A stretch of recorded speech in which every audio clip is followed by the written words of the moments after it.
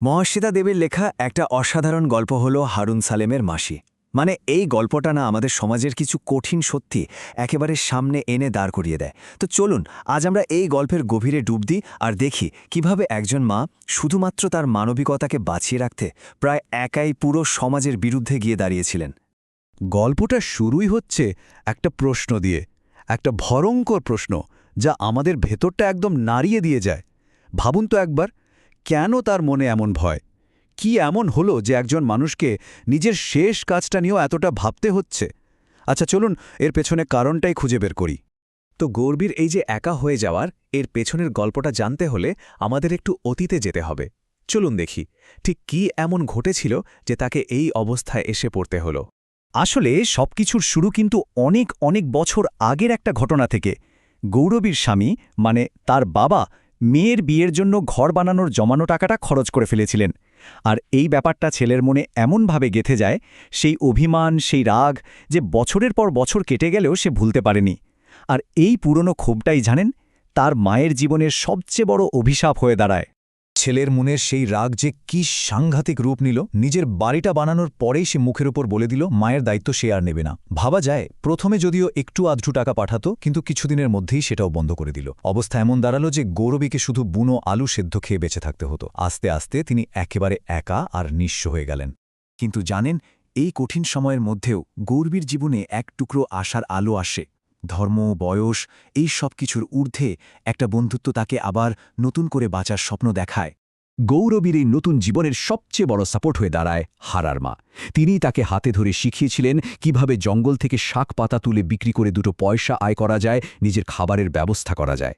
দেখুন, ধর্ম কিন্তু আলাদা ছিল, কিন্তু তাদের তিনজনের মধ্যে এমন একটা সম্পর্ক তৈরি হয়েছিল, একটা মানবিকতার বাঁধন যা তাদের একটা ছোট্ট পরিবারের মতো করে তুলেছিল।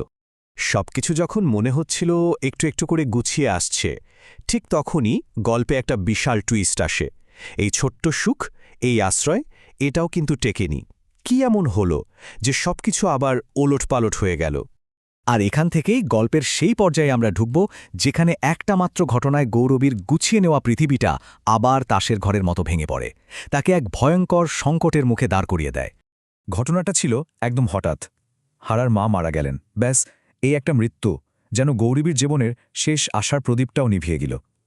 যে মানুষটা তাকে বাঁচার রাস্তা দেখিয়েছিল সেই মানুষটাই চলে গেল। আর হারার মায়ের মৃত্যুর পর তার 7 বছরের অনাথ ছেলে হারার পুরো দায়িত্বটা এসে পড়ল গৌরবীর কাঁধে। একবার ভাবুন, একজন বৃদ্ধা যার নিজেরই কোনো ঠিক ঠিকানা নেই, তিনি কিভাবে অন্য ধর্মের একটা অনাথ বাচ্চার দায়িত্ব নেবেন? এই প্রশ্নটাই গৌরবীকে একটা নতুন আরও বড় সংকটের সামনে দাঁড় করিয়ে দিল। এরপর গৌরবীকে যা যা ফেস করতে হয় তা হয়তো আমরা ভাবতেও পারব না। একদিকে সমাজ, পরিবার, আর অন্যদিকে একটা অনাথ বাচ্চার জন্য তার মন কেমন করছে, এই দুটোর মাঝে পড়ে তাকে একটা অসম্ভব সিদ্ধান্ত নিতে হয়। আসুন দেখি এই চাপগুলো আসছিল কোত্থেকে। আসলে 3টে দিক থেকে তাকে একেবারে কোণঠাসা করে ফেলা হয়েছিল। চলুন এক এক করে দেখা যাক। প্রথম আর সবচেয়ে কঠিন শর্তটা আসে তার নিজের ছেলের কাছ থেকে। সমাজের ভয়, ধর্মের ভয়, এসবের দোহাই দিয়ে সে পরিষ্কার বলে দেয় হারাকে যদি না তাড়ানো হয় তাহলে সে মায়ের দায়িত্ব নেওয়ার কথা ভাববেও না। ভাবা যায়। এরপর দ্বিতীয় হুমকিটা আসে জমিদারের কাছ থেকে। সেও সাফ জানিয়ে দেয় হারাকে রাখলে গৌরবীকে তার ঘর ছাড়তে হবে। মানেটা খুব পরিষ্কার, হারাকে আশ্রয় দিলে তার নিজের থাকার জায়গাটাও আর থাকবে না। তো বুঝতেই পারছেন গৌরবী কি সাংঘাতিক এক দোটানায় পড়েছিলেন। একদিকে সমাজের নিয়ম, ছেলের শর্ত আর মাথা গোজার ঠাঁই হারানোর ভয়, আর ঠিক তার উল্টো দিকে তার নিজের বিবেক, তার মানবিকতা, একটা অসহায় বাচ্চার জন্য মায়া। তাকে এর মধ্যে যে কোনো একটাকে বেছে নিতেই হতো। তাহলে এত চাপ, এত হুমকির মুখে দাঁড়িয়ে গৌরবী শেষমেশ কী করলেন? তার সেই একটা সিদ্ধান্তই কিন্তু গল্পের মোড়টা একদম ঘুরিয়ে দেয়। যখন মনে হচ্ছিল সব রাস্তাই বন্ধ, ঠিক তখনই এক গভীর রাতে গৌরবী সিদ্ধান্তটা নিয়ে নিলেন। তিনি সমাজের সব নিয়ম, সব দাবিকে একদিকে সরিয়ে রেখে শুধু নিজের মনের কথা শুনলেন। হারাকে সঙ্গে নিয়ে একটা নতুন অচেনা ভবিষ্যতের দিকে পা বাড়াতে তৈরি হলেন। তার সিদ্ধান্ত ছিল গ্রাম ছেড়ে শহরে পালিয়ে যাওয়া।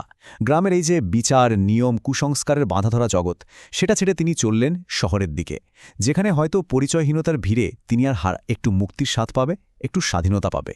আর এই অসাধারণ লাইনটা দিয়েই গল্পটা শেষ হয়। গৌরবী আর হারা একটা নতুন জীবন শুরু করতে চলেছে, এমন এক জীবন যেখানে তাদের পরিচয় বা ধর্ম কোনো কিছুই আর বাধা হয়ে দাঁড়াবে না। ওরা নিজেরাই নিজেদের আশ্রয়। এই গল্পটা আমাদের একটা খুব বড় প্রশ্ন করে যায়, তাই না? পরিবার মানে আসলে কি? শুধু কি রক্তের সম্পর্ক, নাকি তার থেকেও অনেক বড় কিছু, একটা মানবিকতার বাঁধন?